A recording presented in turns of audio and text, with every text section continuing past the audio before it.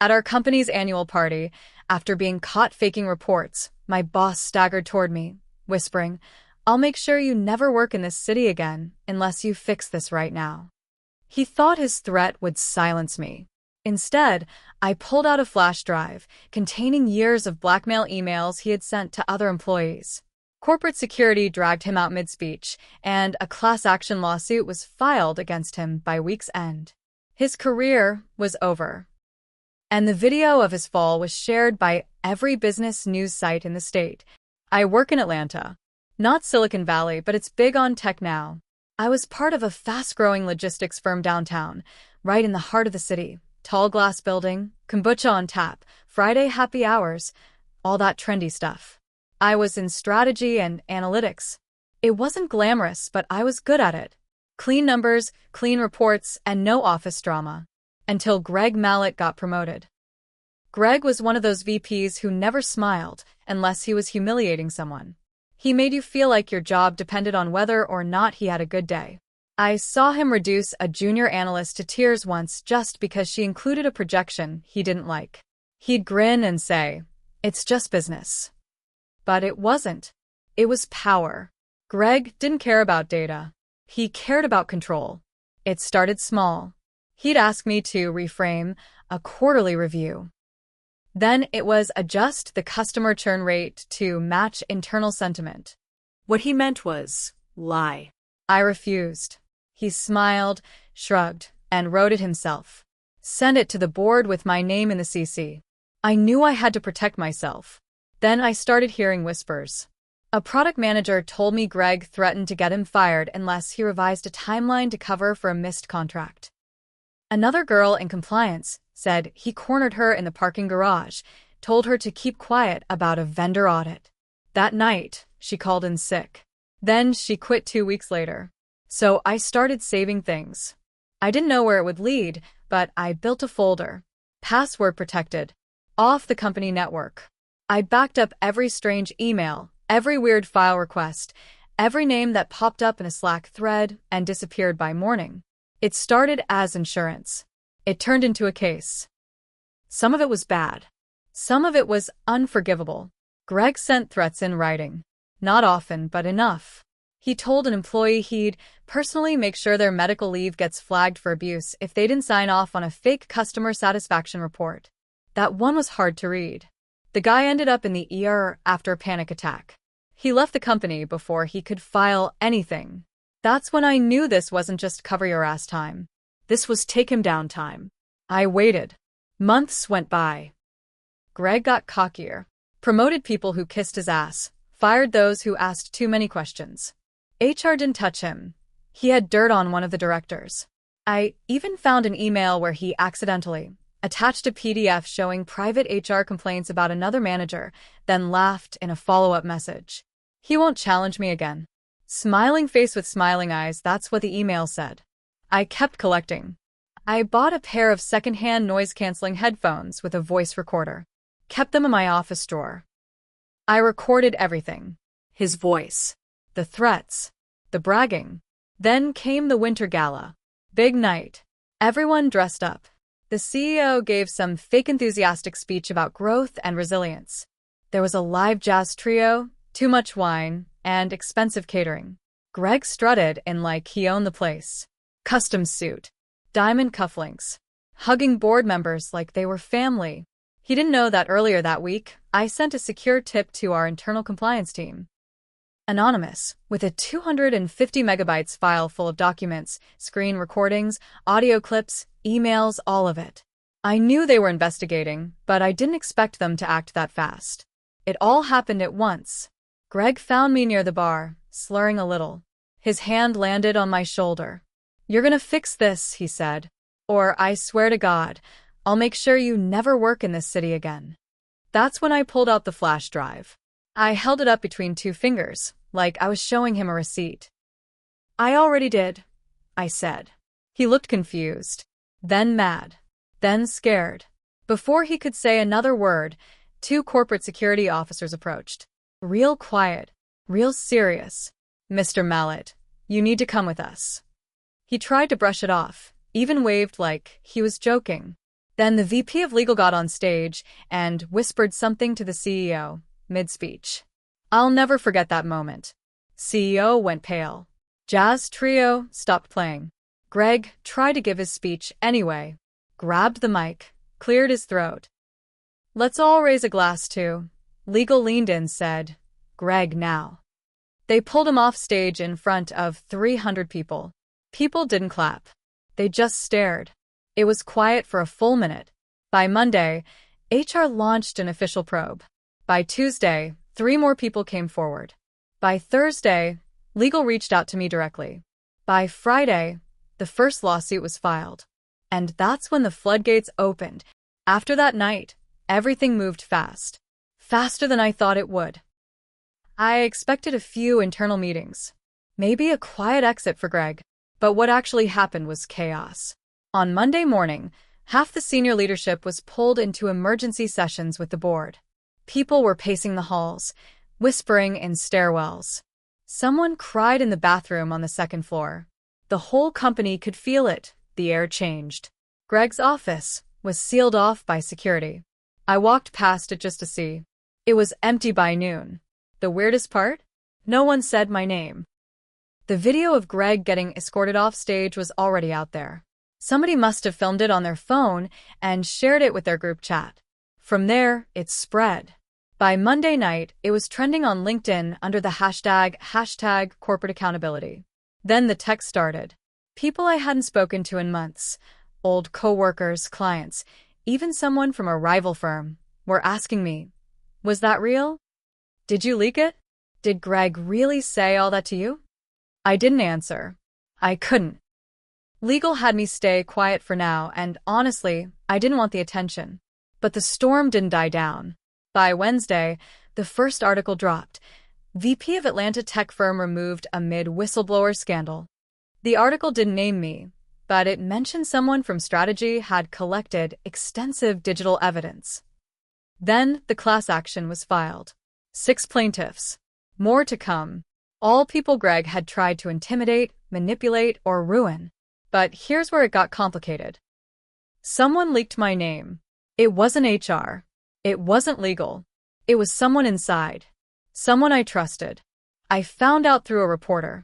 She called my personal phone, asked if I wanted to comment before the full story broke. I hung up. I got 43 emails that night. Some were supportive. Some were not.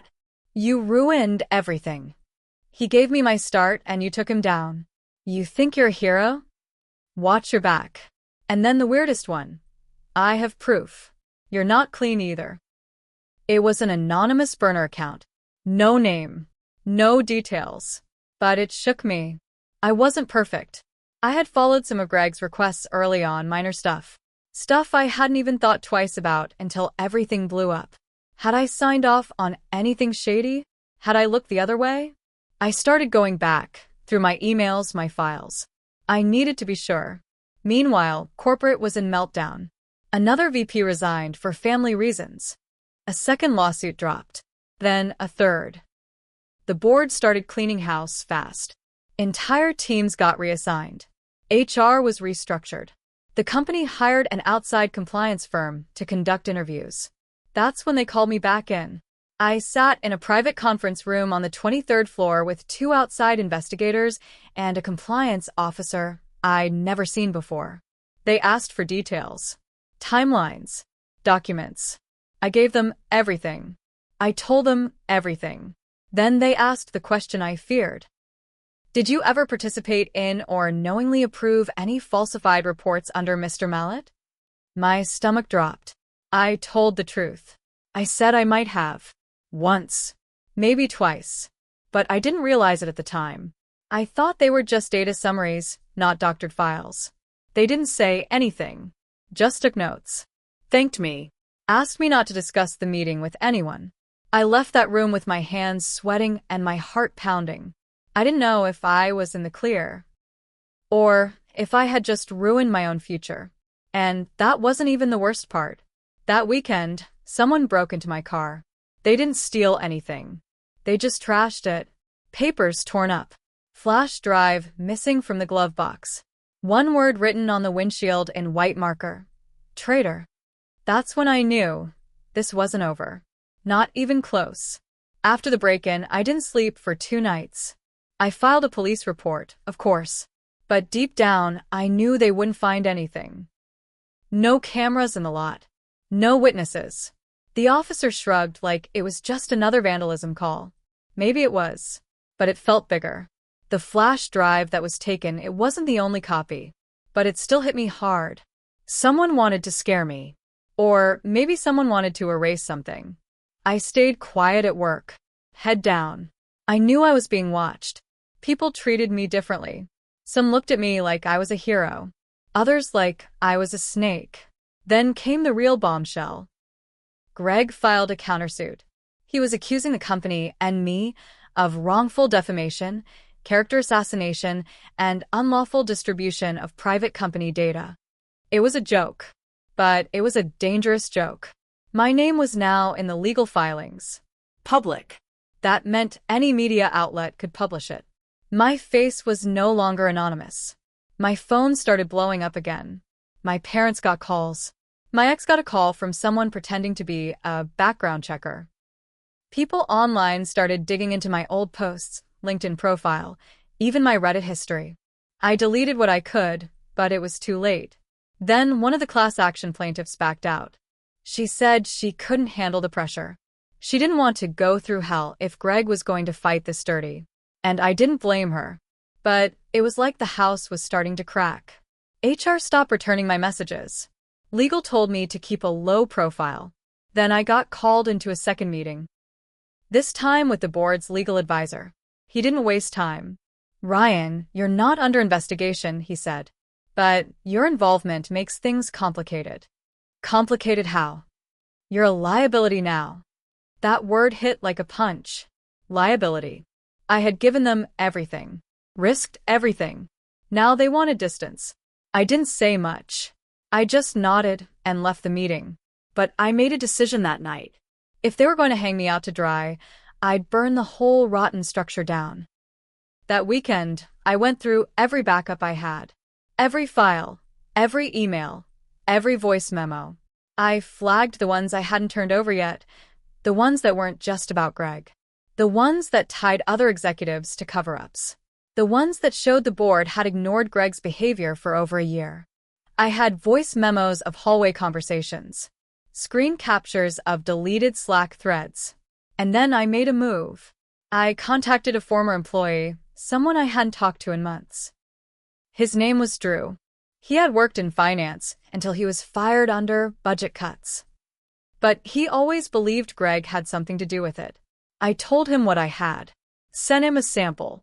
He called me back in 5 minutes. Let's go nuclear, he said. Drew had connections. Not just lawyers. Reporters. Real ones. People who had covered corruption scandals in Atlanta before. We agreed to meet in person, an old diner on the east side, late at night. We sat in a booth, ordered coffee, and talked for 2 hours. I gave him a drive. A copy. Not everything yet, but enough to start. He smiled when he saw some of the files. This is way bigger than I thought. That's when he dropped his own twist. I've been recording conversations with Greg's old assistant for months, Drew said. She's got dirt too. And she's ready to flip. It hit me then. This wasn't just about Greg anymore. This was about the company. The board. The whole toxic culture they had built and protected.